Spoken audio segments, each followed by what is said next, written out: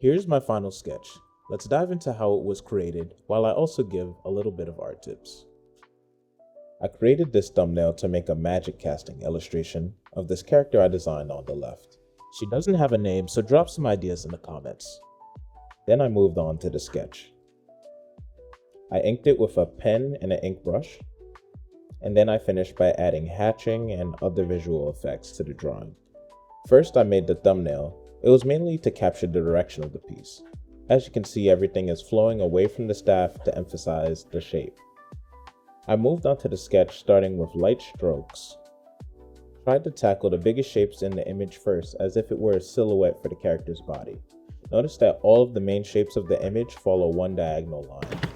The construction of the body was a little bit challenging in this perspective, so I started from the main point of the image being the staff, and then I created the rest of the body. And the hand was giving me quite a bit of trouble. I realized I was drawing the hand much too small, as hands should be similar to the size of the head shape. So proportions in Fortran reviews can be very tricky, but make sure to always use reference.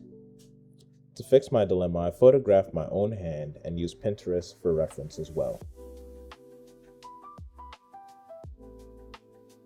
Rather than trying to draw the hand over the staff, I decided to draw the whole hand under the staff as if we're looking at a transparent staff so I could get a full visual of how I want the hand to look.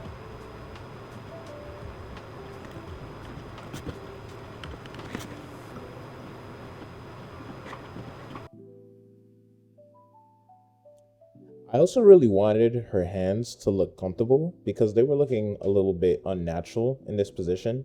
So to add some level of comfortability, I just made sure that I left some fingers hanging out, like she's not fully gripping the staff. If you made it this far, I really would appreciate it if you hit a like, subscribe, or hit the hype button. It really helps on YouTube. Now at this point, I started using a ruler to make the staff's lines parallel and to get its perspective right. Then I erased some of the straight lines and made extra lines on the staff so it would have a little bit more texture to it since it's supposed to be a wooden staff which wouldn't be straight.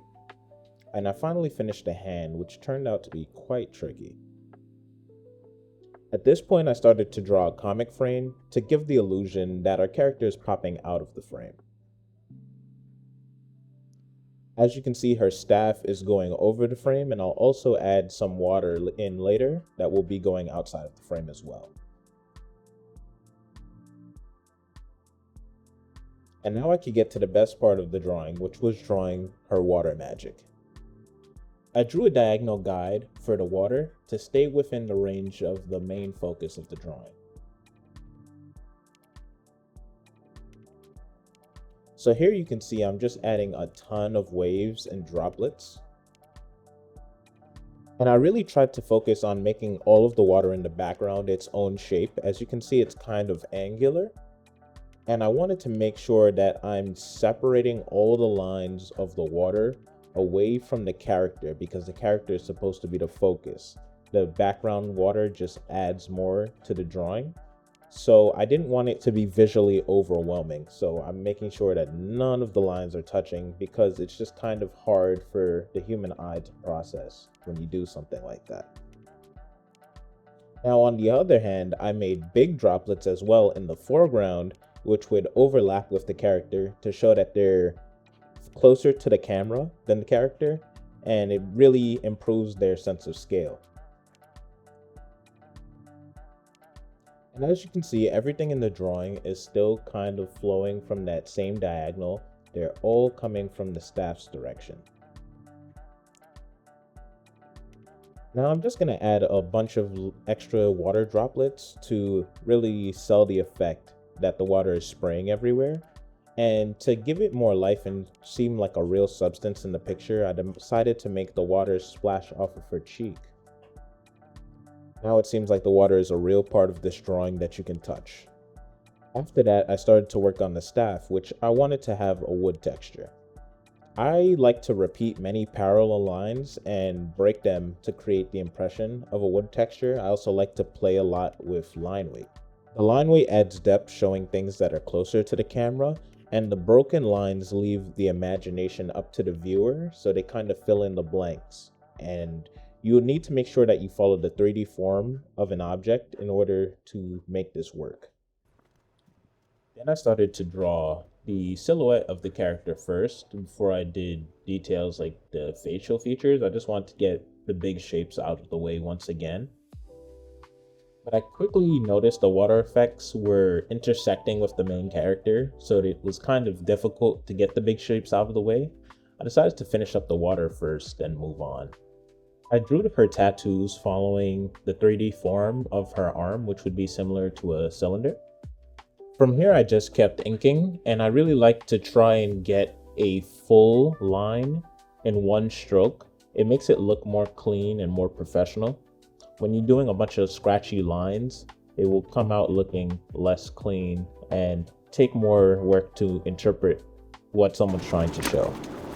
For eyebrows, I like to make a main shape, and outside of the frame of that shape, I'll put a few extra lines just to imply loose hairs. And for the eyes, there's a big bubble of light facing the direction she's looking at. For the lips, I add a parallel line near the top lip, just to imply that there's depth to her lip. I also crosshatch just for the shading, as she has a dark upper lip. And for her hair edges, I create a bunch of random circular and sharp shapes, and I want it to look really organic, but I also want it to look neat. So I make sure that they're parallel, but I just don't draw too much because once again, we're leaving it to the viewer's imagination. Then I'm tilting the angle of my notebook just to draw tricky angled lines. And this is so I can get clean lines in one stroke, just making sure I'm in the optimal position to draw each line that I want to draw. Now I'm just gonna fill in all the water with different line weight, depending on how close it is to the camera. I'm going to create a very thin line weight for the water far away from the camera, and it's going to be thicker when it's up close with more detail inside of it. Now, unfortunately, my camera lost a bunch of the footage from my favorite part of this drawing, which really brought it to life, which was where I was using the brush that you see on screen to basically crosshatch all of the hair following the form of the 3D shape once again. I also filled in a bunch of shading for the water. I put in black blots to show little distortions in the water's color, and then I also added a bunch of light bubbles for the water. Once again, I'm not trying to get these perfect. I'm just trying to put in a bunch and leave it up to the imagination of the viewer. Now to finish up, all I did was touch up some line weight and add hatching to create depth within the picture. You can see in areas like the shoulder, I'm adding hatching just to show the 3D form a little bit more. And that's about it. Let's take a look at the final. If you like the video, I appreciate if you leave a comment, like, hype, or subscribe. And of course, always share with your friends. Thanks for watching to the end.